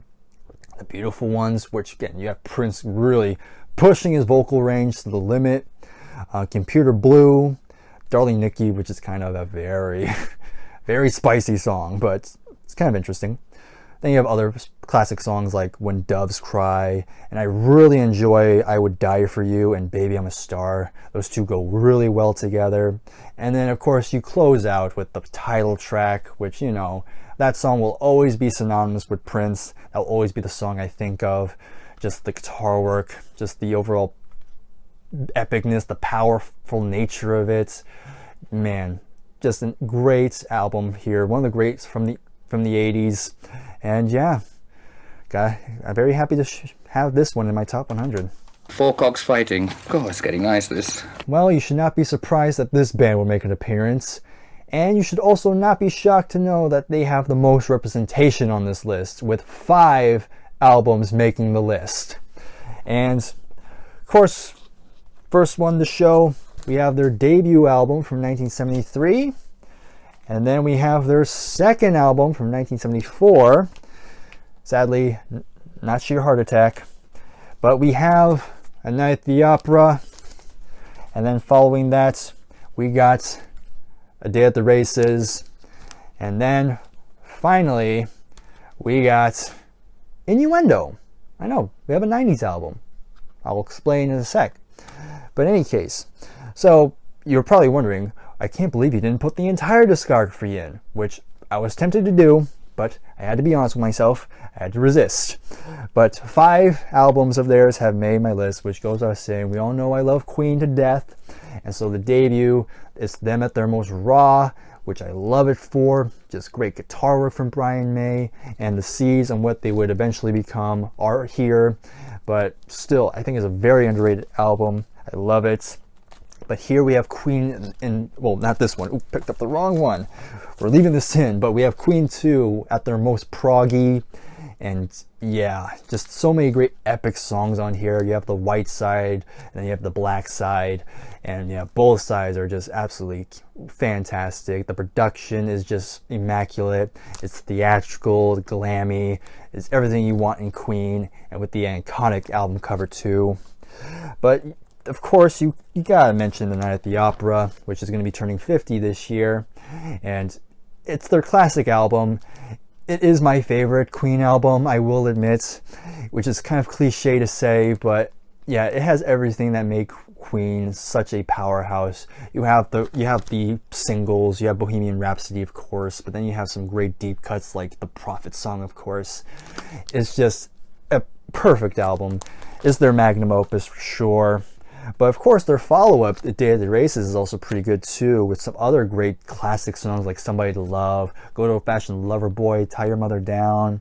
But again, some other great deep cuts like You and I, The Millionaire Waltz, Drowse, Teo Torre Alte, which I hope I said that right, which I love as well. So still a very good album. But you're probably wondering why Innuendo is on the list, because it's not really an album talked about as often, but to me, it's one of their most underrated albums. I've always loved this one. You know, the title track alone is fantastic, but then you have other songs like I'm Going Slightly Mad, Headlong, great rocker, Don't Try So Hard with some of Freddie's great vocals, Ride the Wild Wind. Then you have These Are the Days of Our Lives, which is just a gut puncher. And then you have my favorite Queen song. And of course, this has to be The Show Must Go On. And not just my favorite Queen song, but my favorite song in general. Just such a fantastic album. What a way for Freddie to go out with. And again, there's that emotional attachment again that I really enjoy. But despite that emotional attachment, like I said, A Night at the Opera is still my favorite. But still, really, I was tempted to put more Queen on here, but man, I really had to resist. But it goes out saying, Queen, they'll always be number one favorite band to me. But will this album be my number one favorite album? We'll find out. Okay, we are over 3/4 of the way through now, so I am in the final stretch. So I am tired, if it wasn't obvious, but I'm going to power through. I'm going to get through this, but hopefully, as you've been watching, first off, if you have been sticking around, thank you very much. More power to you. But also, hopefully you've been thinking, you've been predicting which album you think will be my number one. If you want to leave that in the comments as you go, then feel free to, but we're going to just go ahead and continue on. Mocha latte for Queensrÿche. We're back to some more heavy metal, and this is my favorite metal album of all time. I'll throw it right out there. It's Queensrÿche's Operation Mindcrime. It's their rock opera, and man, it blew me away when I finally got it. Just the playing is just absolutely amazing. I mean, Jeff Tate, what a phenomenal singer he is during this period. Just the range he has, he's really telling the story so effortlessly. And again, the guitar work is great bass too, and drums. And it's just telling this very cool story. I'm not going to go too in-depth in the story, but man, this is pretty, in some cases, might be still relevant even today. But again, I'm not going to go too far into that. But it's a cool story, and just the overall production is just so good. And man, I still play this album frequently. Like, even the songs you can play individually, like of course some of the songs blend into each other, but I can still enjoy each song individually and still find enjoyment. But if you're a metal fan, I would again give this a listen, because again, this is just one of the best metal albums of the late 80s, and yeah, a classic. So yeah, just had to showcase this one. Rainbows. So Ritchie Blackmore's Rainbow is here, and 2 of their albums has appeared. One of them is not a shock. Of course, we have Rainbow Rising, which, you know, Ronnie James Dio yet again appearing on an album in this list. And again, you have Tear It Woman, Starstruck. Then you have Run with the Wolf, Don't Close Your Eyes, Stargazer. Man, Stargazer is the song that showcases Ronnie's vocals and just really shows you just what an epic vocalist he was. Again, sad he's no longer with us. And then it closes off with another epic with The Light and the Black. Again, great guitar work from Ritchie Blackmore. And yeah, this is definitely the favorite of the 2. But the next one I'm going to show, it's not my favorite, but man, this might be a surprise, because I'm going to go with Down to Earth. This is 1979. And no Ronnie James Dio. This is actually the first without him. You have Graham Bonnet, which I already talked about in the Michael Schenker segment. And yeah, this is basically his breakout sort of role, if you will. And man, this is a good impression. I mean, all night long. Like, Graham Bonnet just has a very sort of unique, but man, does he have a powerful voice. Like, he just cuts through. Like, he is just a very rich sound, which I love a lot. And you have Eyes of the World. Other songs I love is just Making Love. Then you have the big kind of the pop song with Since You've Been Gone, which is a cover, but it's good. Then you have the rockers. You know, one of my favorite rockers on here is the final song, Lost in Hollywood. So it's not my favorite. Again, this is still number one, but this is pretty good. I think this is a very underrated album. Often kind of, you know, kind of pushed aside to a lot of Rainbow fans, but I think this is a top-notch album. I think it deserves more love. It's kind of like a rebirth. And then we have another prog band, and a very underrated one at that. We have Renaissance. This is Turn of the Cards. Man, again, I've talked about Renaissance quite a bit. I always talk about how underrated they are, and this is my favorite of their albums here, and this is the one I would recommend people listen to because it's very symphonic, and you have these very angelic vocals from Annie Haslam, some great bass work, and even some orchestral moments on here. It's just a very well done album.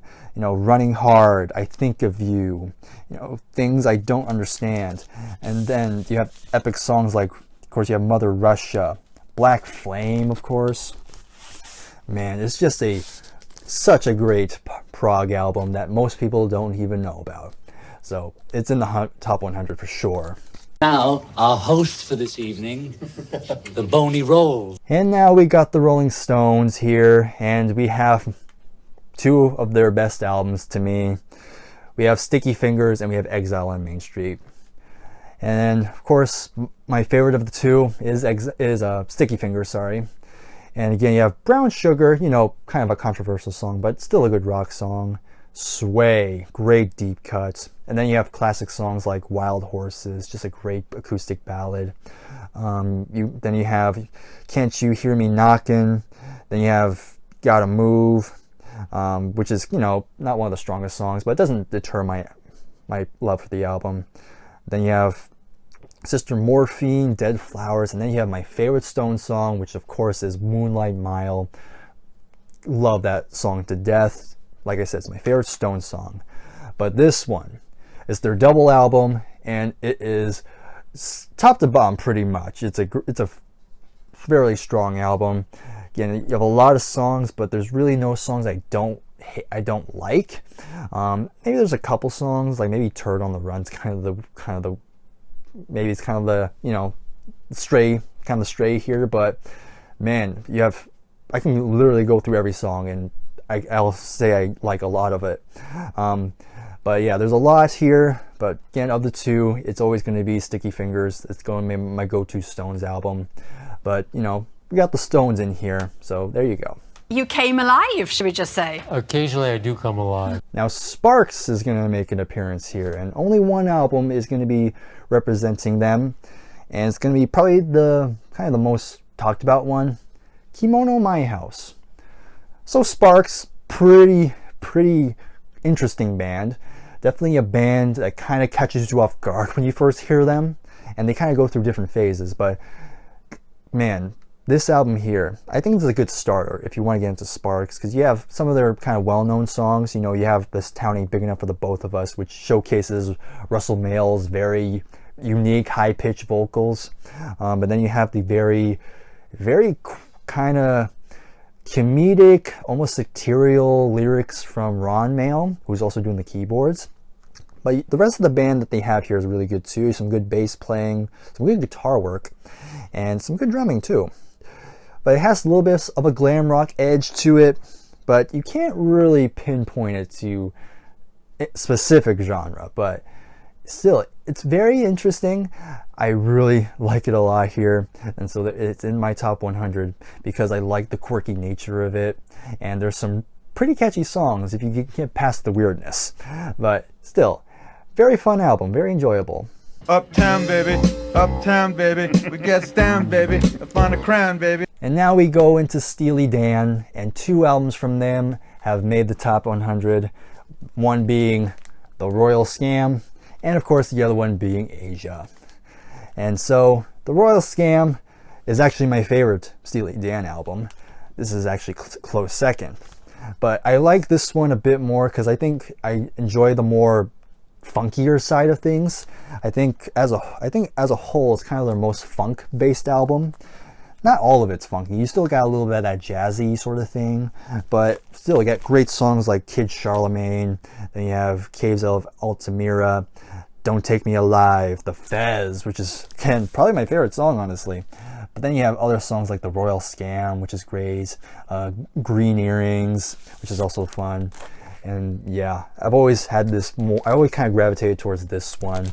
But that's not to take away from Asia, because, you know, if you want to be technical, I guess you can say it is their best album technically, but because you have songs like, I mean, you have songs like Black Cow, Deacon Blues, Peg, of course, Home at Last, Josie.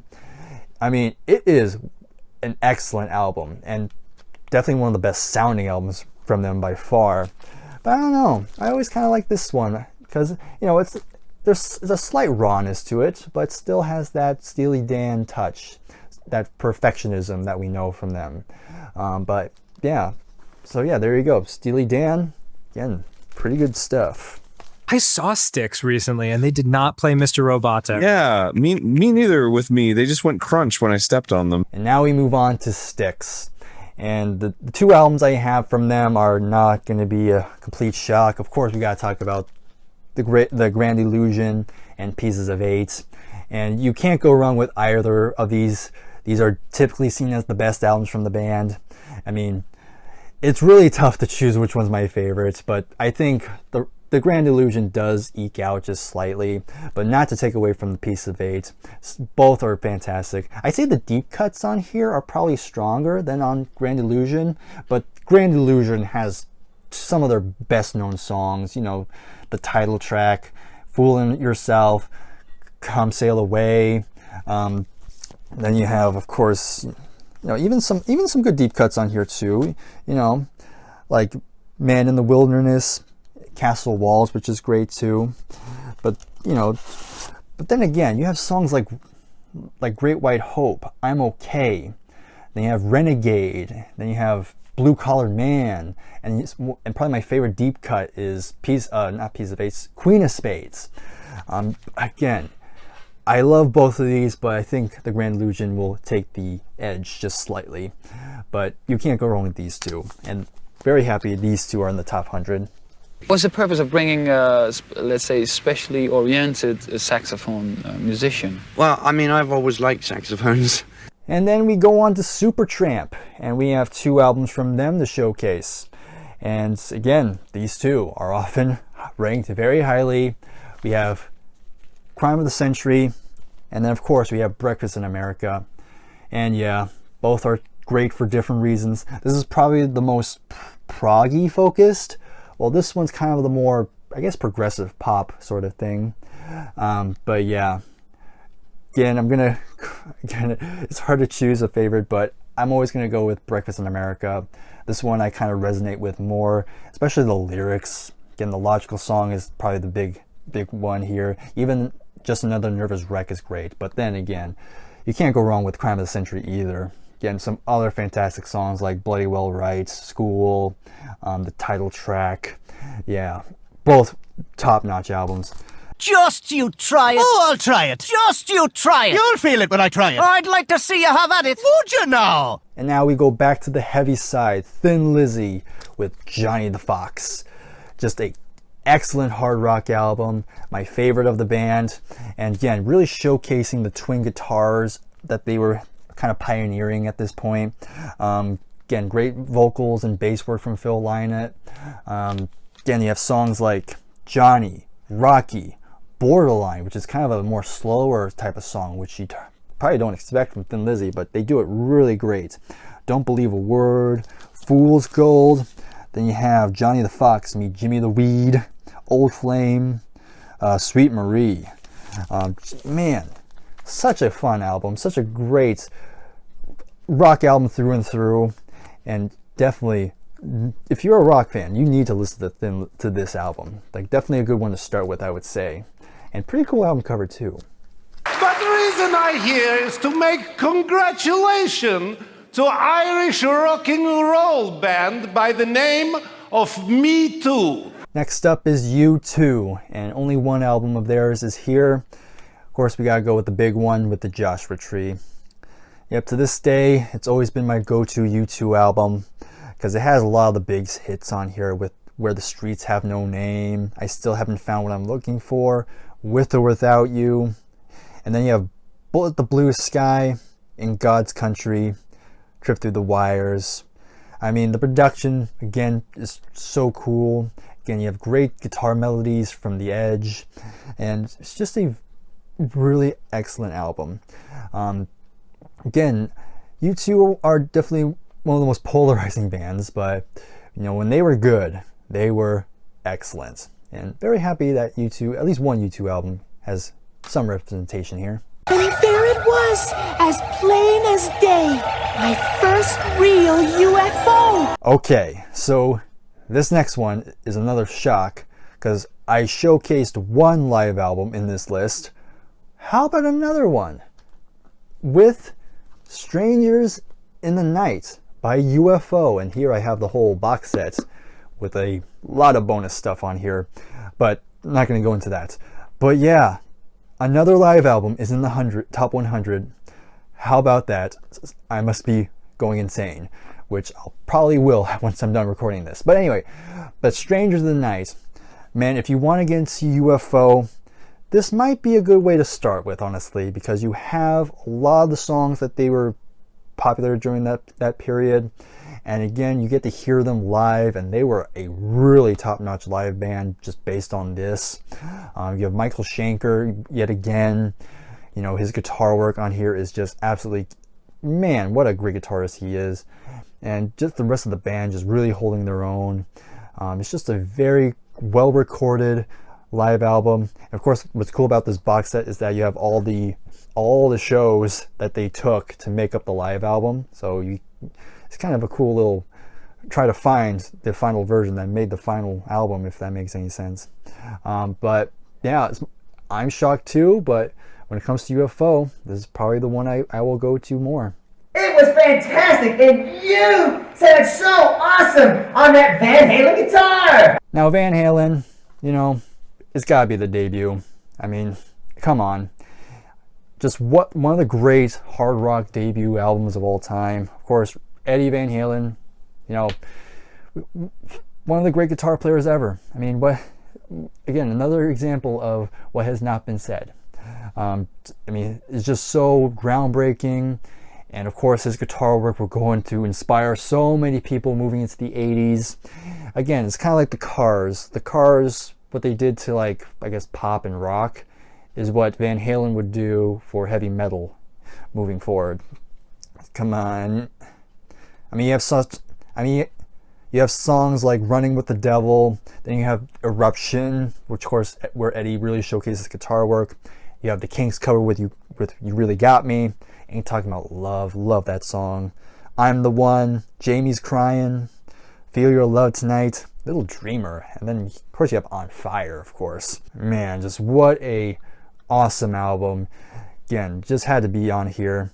One of my favorite rock albums in general, if you will. I mean, of course, it's in the top 100. And then we have the Velvet Underground and Nico. Yeah, another one of my favorite of the 60s. Again, it's so out there. And obviously, to some, you're probably not going to get it the first time. But on repeated listens, you kind of start to pick up other sort of nuances that you didn't pick up the first time. And then over time, you sort of build tolerance to the more avant-garde aspects of the album. And you just kind of learn to kind of really embrace it. Because it's pretty groundbreaking for what they did. Even though it didn't sell a ton when it first came out, it's still seen today as one of the most groundbreaking albums of the 60s. Of course, you have Sunday Morning, I'm Waiting for the Man, Femme Fatale, which, you know, the Nico songs are actually pretty nice, actually. She has a pretty nice voice. Venus and Furs, again, one of the more out there songs. Run, Run, Run. But, of course, I gotta shout out Heroin. You know, I don't take heroin, I swear, but man, do I love that song. Just so cool. I'll Be Your Mirror is also really nice. Again, it's definitely not for everybody, but man, once you get it, then you're hooked for life. Oh, look, my guitar's like a dick. Down, down, down. And then we go to some Whitesnake, and 2 of their albums have made the list. We got Slide It In, and of course we got the self-titled album from 1987. And this is also kind of tough to choose, but this album will be my favorite of Whitesnake. Just the sheer power, the guitar work from John Sykes is just so epic sounding. And again, this is David Coverdale at his peak vocally. Like, his vocal range is just on fire here. But this album is really good too, because again, this is the precursor to what this is going to go for, because this is the one prior. And yeah, there's still some excellent songs in here, like the title track, Slow and Easy is great. Love Ain't No Stranger is really good too. That's kind of one of my favorites here. Gambler is another good one. Let's see, then other great songs like Hungry for Love, Spit It Out, Give Me More Time's also really good. Yeah, such a really good underrated album, I think. Of course, this album gets a lot of spotlight, but this is also worth exploring too. And Whitesnake, people tend to push them aside. They think, oh, they're just that lame hair metal band. But when you really give them a good listen, then they are more than just that label. But yeah, love Whitesnake, one of my favorite hard rock bands as well, and David Coverdale, one of my favorite vocalists ever.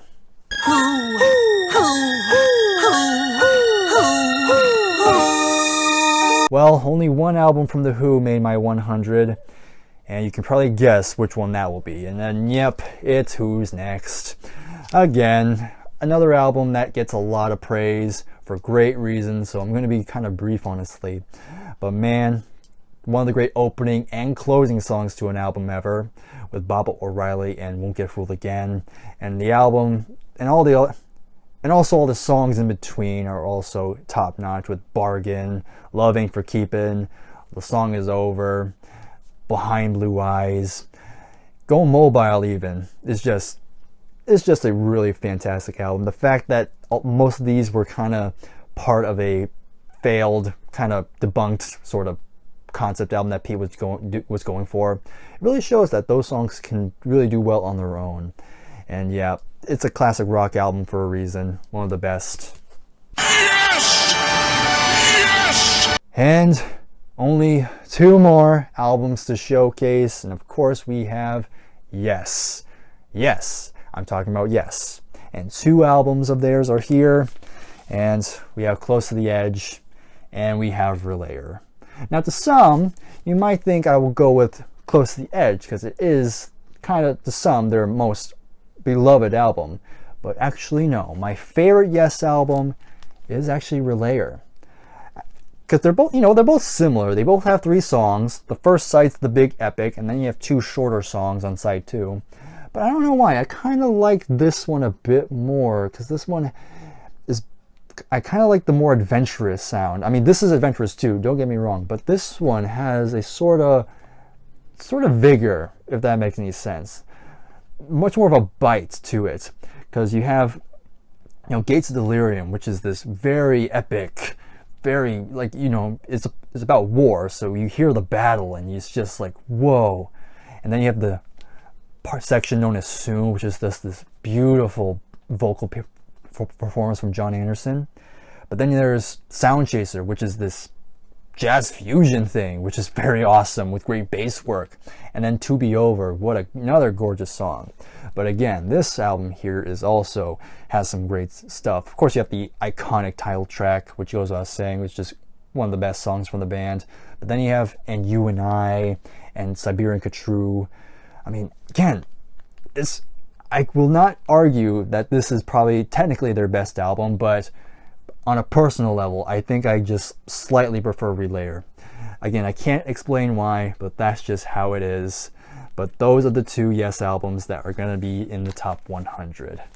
And after all that, we have finally talked about all 100 albums that are going to make up my whole ranking. And this was very tiring, and I'm probably going to go right to bed after this. But before I actually sound off my entire ranking, this is your last chance. If you want to comment below what you think my favorite album of all time is, I'll give you a brief second to think about it. So starting now. Okay, time's up. Now it's the moment you've been waiting for. In rapid fire, this is my top 100 favorite albums of all time. Number 100, Thriller by Michael Jackson. Number 99, The White Album by the Beatles. Number 98, Sunflower by the Beach Boys. Number 97, Parallel Lines by Blondie. Number 96, Strangers in the Night by UFO. Number 95, Holy Diver by Dio. Number 94, Corridors of Power by Gary Moore. Number 93, Headless Cross by Black Sabbath. Number 92, Kimono My House by Sparks. Number 91, Revolver by the Beatles. Number 90, 4 by Foreigner. Number 89, Highway 61 Revisited by Bob Dylan. Number 88, The Velvet Underground and Nico by The Velvet Underground. Number 87, Tumbleweed Connection by Elton John. Number 86, Music from Big Pink by The Band. Number 85, Rust in Peace by Megadeth. Number 84, Sgt. Pepper's Lonely Hearts Club Band by The Beatles. Number 83, The Band by The Band. Number 82, Ghost in the Machine by The Police. Number 81, Asia by Steely Dan. Number 80, The Beach Boys Today by The Beach Boys. Number 79, Wish You Were Here by Pink Floyd. Number 78, No Jacket Required by Phil Collins. Number 77, Volume 4 by Black Sabbath. Number 76, Boston by Boston. Number 75, Jesus Christ Superstar. Number 74, Back in Black by AC/DC. Number 73, The Doors by The Doors. Number 72, Face Value by Phil Collins. Number 71, Stay in Class by Judas Priest. Number 70, Pyromania by Def Leppard. Number 69, Closer by Joy Division. Number 68, Down to Earth by Rainbow.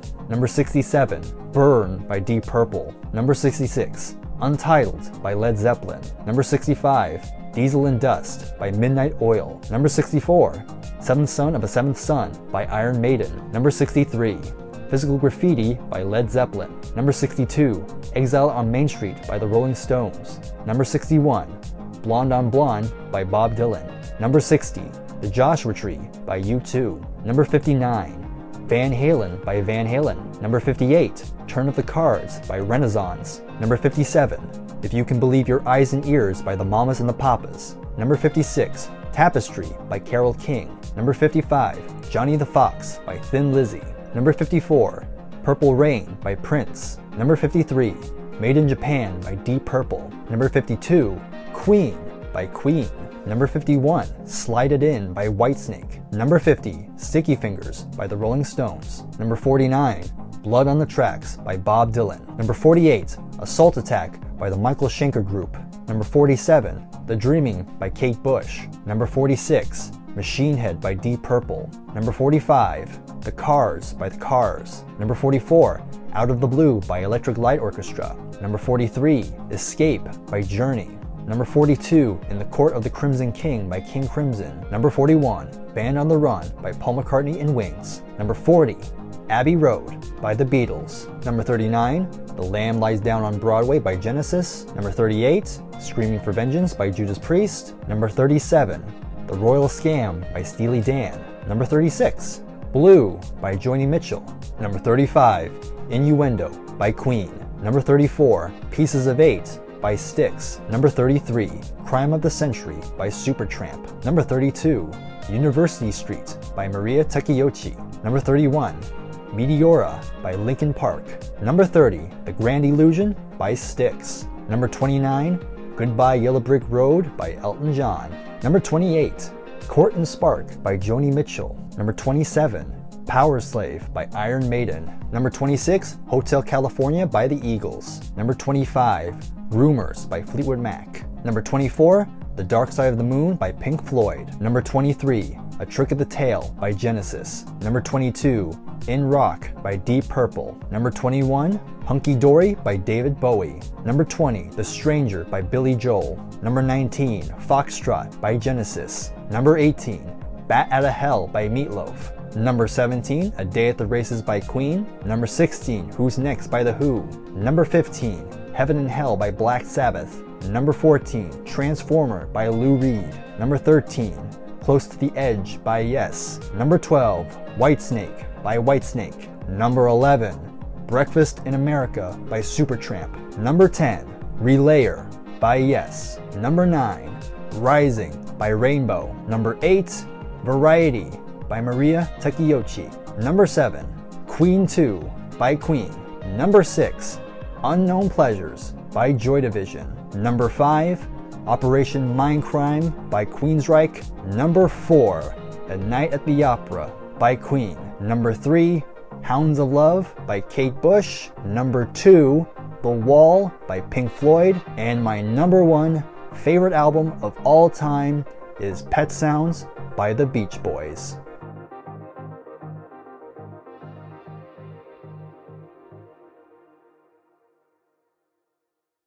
There you have it. That is my top 100 favorite albums of all time. I hope that was worth the wait. And honestly, it was kind of fun putting this list together. Of course, recording it is a different story because right now my throat is kind of really scratchy if you can't tell. But the thing, what I find really satisfying about doing this was that I kind of said this in the beginning, but it's kind of a good representation of just how much my music tastes have changed ever since I started this channel. I mean, I've gone through many phases. I discovered a lot of new artists, and you know, a lot of the bands I was already a fan of. A lot of them still stuck around, and a lot of them are heavily represented on this list. And not only that, the amount of time and effort I've been listening, discovering, rediscovering, being more open, is just a good kind of representation of this whole entire journey to when I started this channel 5 years ago. And I want to let you all know that if you have been watching for however long, I want to say again, thank you very much for being a part of my journey, and hopefully you've been entertained throughout, kind of hearing my thoughts, hearing my first impressions, and just whatever weird quirk I talk about, or whatever topic I talk about, I should say. And it's just been a lot of fun, and that's kind of one of the reasons why I make videos, is for all of you who have enjoyed the content I make, and just getting a chance to talk about in the comments about music and just what other kind of things I bring up, and then we have a little combo in the comments. All that's always fun, and the amount of friends I've made doing this channel has just been it's just a wild ride basically. And hopefully we'll keep going for a lot longer, and who knows, maybe in another 5 years when the channel turns 10, we'll do this all again, and we'll see if any of the ranking changes, whether something is moved up, something moved down, or something is removed, or something is added. Again, 5 years is a long time, and a lot can happen in that time. But until then, thank you very much for watching this entire video. This might possibly be my longest video to date. If you stuck around, then you're a real one.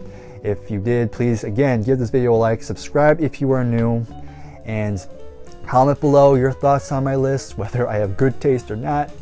I look forward to it regardless. If you want to support the channel, all the links to those pages are in the description. And I'm going to stop talking because my throat's starting to give out. But until then, I will see you in the next video. Take care, and goodbye for now.